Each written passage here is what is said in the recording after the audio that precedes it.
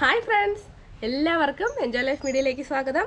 നമ്മൾ 2-3 ദിവസമായിട്ട് vlogging video ആയിട്ടാണല്ലോ നിങ്ങളുടെ മുന്നിലേക്ക് വന്നത്. അപ്പോൾ ഇന്ന് വീണ്ടും ഞാനൊരു കുക്കിംഗ് വീഡിയോ ആയിട്ട് വന്നിട്ടുണ്ട്. ഇന്ന് നമ്മൾ ചെയ്യാൻ പോകുന്നത് നല്ല ഒന്നാമതൊരു തലശ്ശേരി ദം മട്ടൻ ബിരിയാണിയാണ് ചെയ്യുന്നത്.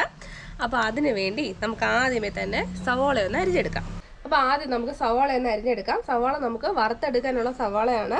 അപ്പോൾ അത് ഞാൻ ഇതിനകത്ത് ഇട്ടാടുന്ന സവാള അരിയാൻ പോകുന്നത്. നമ്മൾ തൊലി കളഞ്ഞിട്ട് സവാള അത് എടുത്ത് വെച്ചിട്ടുണ്ട്. നമുക്ക് ഓരോന്നൊക്കെ ഇതിലേക്ക് ഇട്ട് കൊടുക്കാം.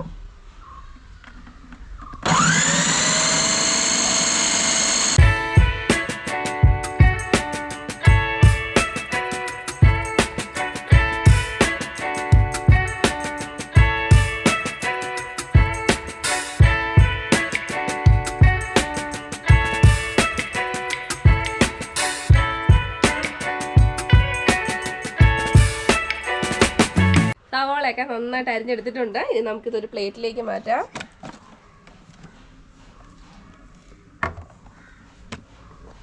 ദേ കണ്ടില്ലേ, നന്നായിട്ട് അരിഞ്ഞ് കിട്ടിയിട്ടുണ്ട്. ഇനി നമുക്കിതൊരു പ്ലേറ്റിലേക്ക് മാറ്റാം.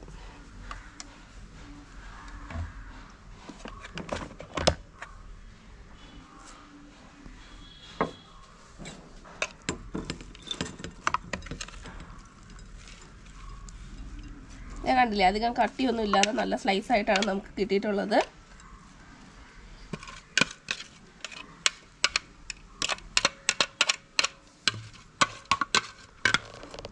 അപ്പോൾ ഇനി നമുക്ക് സവാള ഒന്ന് വറുത്തെടുക്കാം. അതിന് വേണ്ടി ഞാനൊരു ഇരുമ്പേട്ടിയാണ് എടുത്തിട്ടുള്ളത്. നമുക്കതിലേക്ക് എണ്ണ ഒഴിച്ചു കൊടുക്കാം. എണ്ണ കുറച്ച് കൂടുതൽ വേണം കേട്ടോ, സവാള വറുത്തെടുക്കാനുള്ളതാണ്. ഇത് നന്നായിട്ടൊന്ന് ചൂടാവട്ടെ. എണ്ണ ചൂടായിട്ടുണ്ട്, നമുക്ക് സവാള ഇട്ട് കൊടുക്കാം.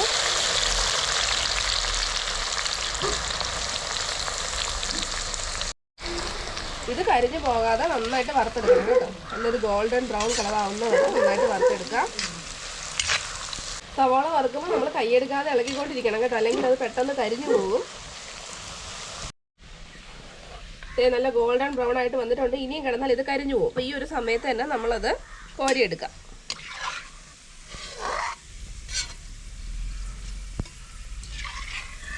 ബാക്കിയുള്ള സവാളയും കൂടി ഇതേപോലെ നമുക്കൊന്ന് വറുത്തെടുക്കാം.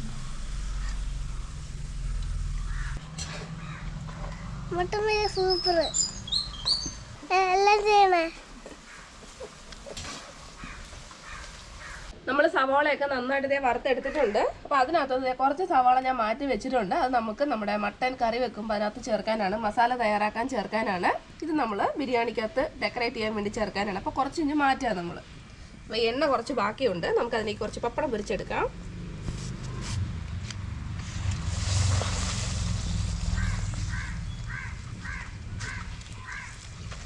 ഈ എണ്ണയിൽ നമുക്ക് ആ പപ്പടം അങ്ങ് വറുത്തെടുക്കാം.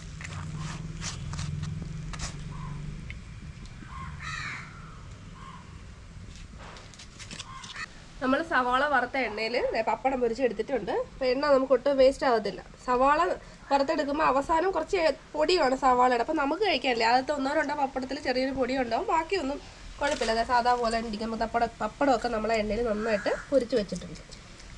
നമ്മൾ മട്ടൻ മസാല തയ്യാറാക്കാൻ പോവുകയാണ്. അപ്പോൾ അതിന് വേണ്ടി ഞാൻ 1 കിലോ മട്ടനാണ് എടുത്തിട്ടുള്ളത്. 1 കിലോ മട്ടൻ നന്നായിട്ട് കഴുകി വെച്ചിട്ടുണ്ട്.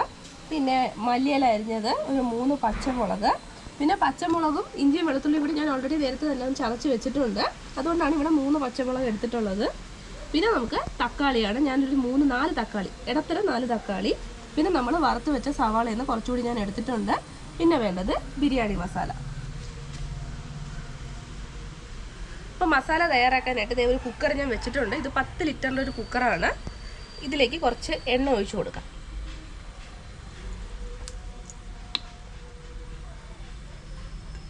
എണ്ണ ചൂടായി കഴിഞ്ഞാൽ നമുക്ക് അരിഞ്ഞു വെച്ചിട്ടുള്ള സവാള ചേർത്ത് കൊടുക്കാം.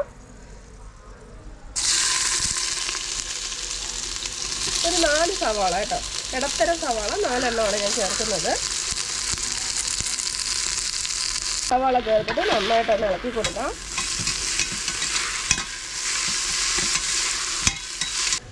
സവാള ഒരുവിധമൊക്കെ ഒന്ന് വഴണ്ട് വന്നിട്ടുണ്ട്. ഇനി നമുക്ക് നമ്മൾ ചതച്ച് വെച്ചിട്ടുള്ള ഇഞ്ചിയും വെളുത്തുള്ളിയും പച്ചമുളകും ചേർത്ത് കൊടുക്കാം. ഏകദേശം ഒരു വലിയ സ്പൂൺ ഞാൻ ചേർക്കുന്നുണ്ട്.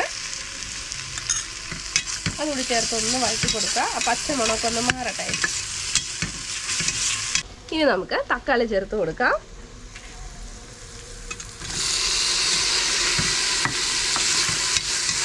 നന്നായിട്ടൊന്ന് വഴറ്റാം. ഒരുപാടൊന്നും വഴണമെന്നില്ല, നമുക്കിനി ഇതിനകത്ത് നമ്മുടെ മട്ടൻ ഇട്ടിട്ട് വേവിക്കാനുള്ളതാണ്. ഇനി നമുക്ക് മല്ലിയിലയും കീറിയ 3 പച്ചമുളകും കൂടി ചേർത്ത് കൊടുക്കാം.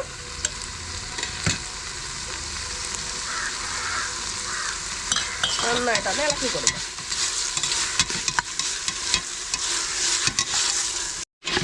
ഇനി നമുക്കിതിലേക്ക് ഒരു 1/4 ടീസ്പൂണോളം മഞ്ഞൾപ്പൊടി ചേർത്ത് കൊടുക്കാം. ഇത്രയും മതിയാവും. മിക്സ് ചെയ്തിട്ട്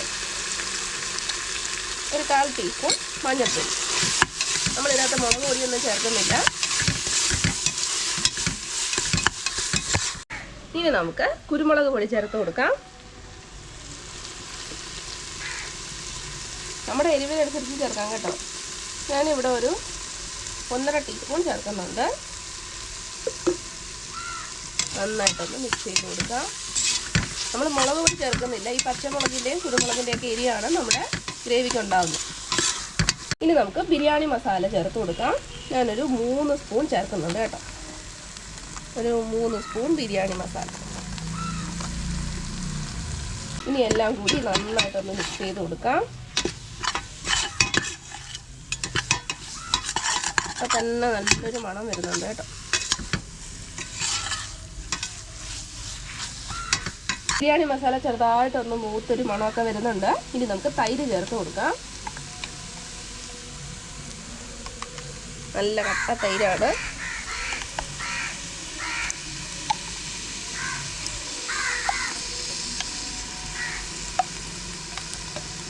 ഞാനൊരു 5 ടീസ്പൂണോളം തൈര് ചേർത്തിട്ടുണ്ട്. ഇനി നമുക്ക് നല്ല വണ്ണോട്ട് മിക്സ് ചെയ്യാം.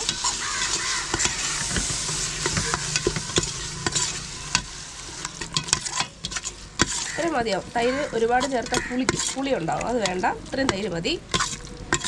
ഇനി നമ്മുടെ ഈ ഒരു തിക്ക് ഗ്രേവിയിലോട്ട് നമ്മൾ എടുത്ത് വെച്ചിട്ടുള്ള മട്ടൺ ചേർത്ത് കൊടുക്കാം.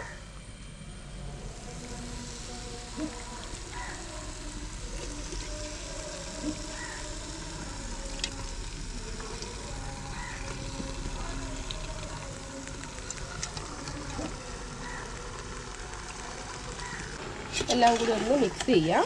മട്ടൻ്റെ ഗ്രേവിയൊക്കെ നന്നായിട്ടൊന്ന് പിടിക്കട്ടെ ആ മസാലയിൽ.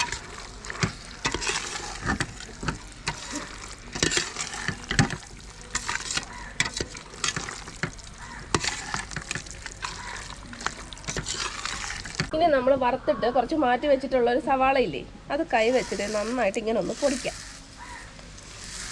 ഒന്ന് ക്രഷ് ചെയ്ത് കൊടുത്താൽ അത് നമ്മുടെ കൈ വെച്ച് തന്നെ ചെയ്യാം. നന്നായിട്ട് വറുത്ത സവാളയില്ലേ, അപ്പോൾ നന്നായിട്ട് ഇങ്ങനെ പൊടിഞ്ഞ് വരും, കണ്ടില്ലേ? ഇങ്ങനെ പൊടിച്ചിട്ട് ഇത് നമുക്ക് ഈ ഒരു മട്ടനിലേക്ക് ചേർത്ത് കൊടുക്കാം.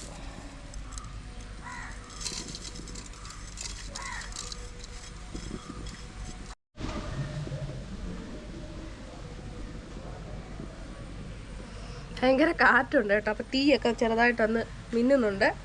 അപ്പോൾ നമ്മൾ സവാള പൊടിച്ചിട്ടല്ലോ, ഇനി നമുക്ക് ഉപ്പിട്ട് കൊടുക്കാം. ഇതുവരെ നമ്മൾ ഉപ്പ് ചേർത്തിട്ടില്ല. മട്ടൻ ആവശ്യത്തിനുള്ള ഉപ്പ് ചേർത്ത് കൊടുക്കാം.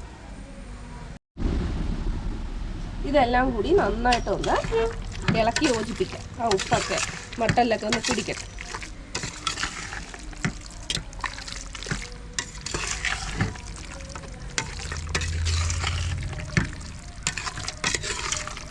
ഇനി നമ്മൾ ഈ മട്ടൻ ഒന്ന് വേവിച്ചെടുക്കാൻ പോവുകയാണ്. അപ്പോൾ അതിന് വേണ്ടി നമുക്ക് വെള്ളം ഒഴിച്ചു കൊടുക്കാം. വേവാൻ ആവശ്യത്തിനുള്ള വെള്ളം ഒഴിച്ചു കൊടുക്കാം. ഞാൻ കുറച്ചുകൂടി ഒഴിക്കുന്നുണ്ട്.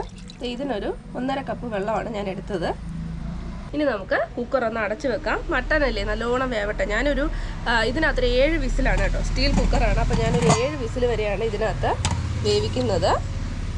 അപ്പോൾ ഈ മട്ടൻ നന്നായിട്ടൊന്ന് വെന്ത് വരട്ടെ.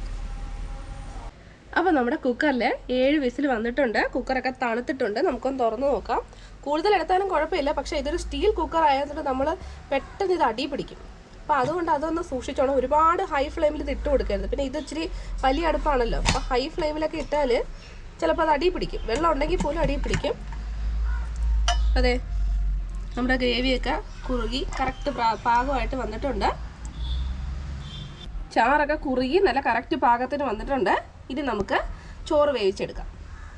അപ്പോൾ നമ്മുടെ അരി വേവിച്ചെടുക്കാനായിട്ട് നമ്മൾ വെള്ളം വെച്ചിട്ടുണ്ട്. ഞാനിന്ന് 1.5 കിലോ അരിയാണ് എടുത്തിട്ടുള്ളത്. നമ്മുടെ ജീരകശാല റൈസാണ്. അപ്പോൾ വെള്ളം തിളയ്ക്കാനായിട്ടൊന്ന് തുടങ്ങുവാണ്. അപ്പോൾ ആ സമയത്ത് നമുക്കിതിലേക്ക് കുറച്ച് മസാലകൾ ചേർക്കേണ്ടതായിട്ടുണ്ട്. അപ്പോൾ ആദ്യം നമ്മൾ ബേ ലീവ്സ്, പിന്നെ വേണ്ടത് പെരുംജീരകമാണ്, പിന്നെ നമ്മുടെ സാധാരണ തക്കോലം, ഗ്രാമ്പൂ, ഏലക്ക, കറുവാപ്പട്ട, പിന്നെ കുറച്ച് കുരുമുളക്. ഇത്രയും സാധനങ്ങളാണ് ചേർക്കുന്നത്.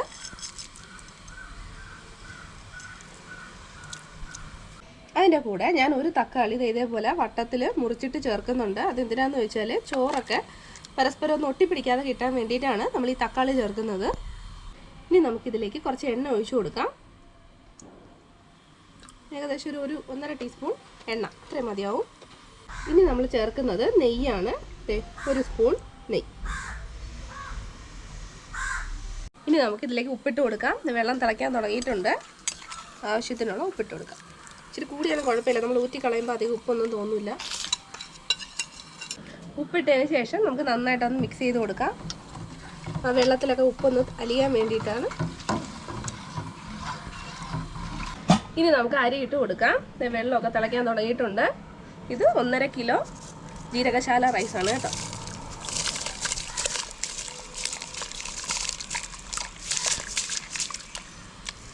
അരി ഇട്ടതിന് ശേഷം ഒന്ന് ഇളക്കി കൊടുക്കാം. ഉപ്പൊക്കെ അതിനകത്തൊന്ന് പിടിക്കണമല്ലോ. ഒരുപാട് സമയമൊന്നും വേവിക്കേണ്ട കേട്ടോ. ഇത് പെട്ടെന്ന് വെന്ത് വരും. ആ തിളച്ചിട്ടത് ഓരോ അരിയായിട്ട് ഇങ്ങനെ മേളിലേക്ക് പൊങ്ങി വരാൻ തുടങ്ങും. ആ സമയത്ത് തന്നെ നമ്മളിത് ഊറ്റിയെടുത്തോണം കേട്ടോ, അല്ലെങ്കിൽ അത് ഭയങ്കരമായിട്ട് വെന്ത് പോകും.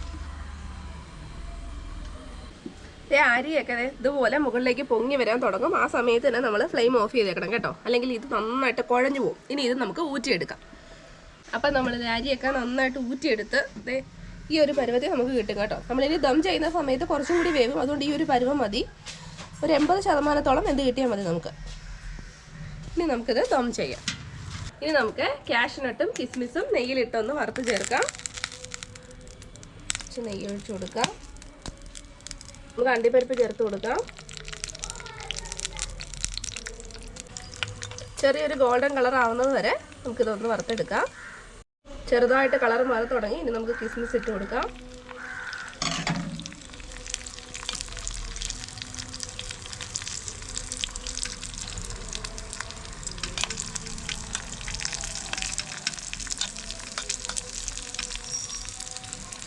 ഇനി നമുക്ക് ദം ചെയ്യാം. നമ്മുടെ ചോറൊക്കെ നന്നായിട്ട് വെന്തിട്ടുണ്ട്.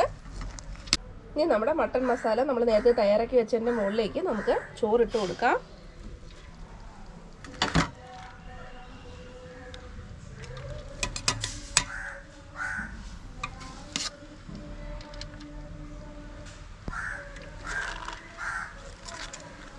അപ്പോൾ പകുതി ചോറ് സെറ്റ് ചെയ്തിട്ട് അതിലേക്ക് നമ്മൾ നേരത്തെ വറുത്ത് വെച്ചിട്ടുള്ള സവാള കുറച്ച് ഒരു ലെയറായിട്ടൊന്ന് ഇട്ട് കൊടുക്കാം.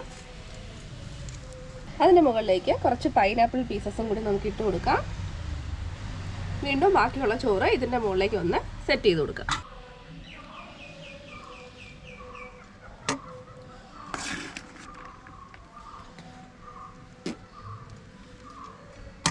ചോറ് മുഴുവൻ അതിൻ്റെ മുകളിലേക്ക് സെറ്റ് ചെയ്തിട്ടുണ്ട്. ഞാൻ 1.5 കിലോ അരിയാണ് എടുത്തത്. അപ്പോൾ ഇതൊരു 10 ലിറ്ററിൻ്റെ കുക്കറിലാണ്. കറക്റ്റായി നിറഞ്ഞ് നിൽക്കുന്നുണ്ട്. ഇനി ഏറ്റവും മുകളിലേക്ക് വീണ്ടും നമ്മുടെ സവാള വറുത്തത് ഇട്ട് കൊടുക്കാം.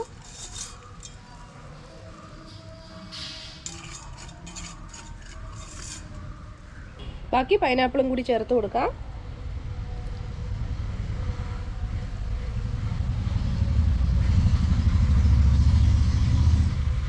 അവസാനമായിട്ട് നമ്മളിത് നെയ്യിൽ വറുത്തെടുത്ത കാഷ്നട്ടും കിസ്മിസും. വിസിലിട്ട് കൊടുത്തിട്ടുണ്ട്. ഒരു 10 മിനിറ്റ് അല്ലെങ്കിൽ ഒരു 15 മിനിറ്റ് ഒന്ന് ലോ ഫ്ലെയിമിലിട്ട് നമുക്ക് ദം ചെയ്തെടുക്കാം. അപ്പം നമുക്ക് ദം ഒന്ന് പൊട്ടിച്ച് നോക്കാം. നമുക്ക് കുക്കർ ഒന്ന് തുറക്കാം. ഒരു 15 മിനിറ്റ് ദമ്മും കഴിഞ്ഞ് ഒന്ന് തണുത്തിട്ടുണ്ട്. നമുക്കൊന്ന് തുറക്കാം.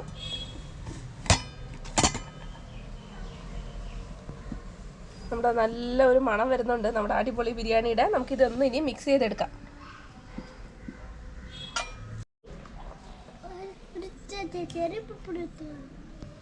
അതൊക്കെ ഒന്ന് മിക്സ് ചെയ്ത് കൊടുക്കാം. നമുക്ക് നിറഞ്ഞിരിക്കുവാണ്.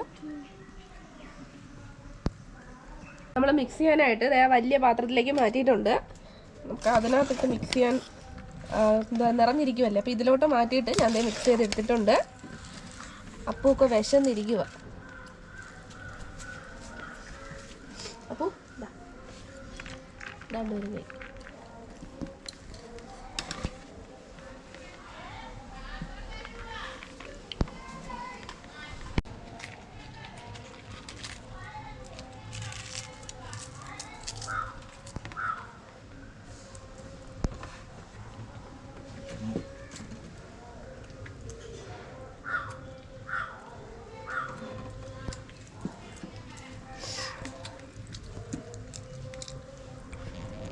അപ്പോൾ വീഡിയോ എല്ലാവർക്കും ഇഷ്ടപ്പെട്ടല്ലോ. പുതിയൊരു വീഡിയോയിൽ നമുക്ക് വീണ്ടും കാണാം. അതുവരെ ബൈ ബൈ.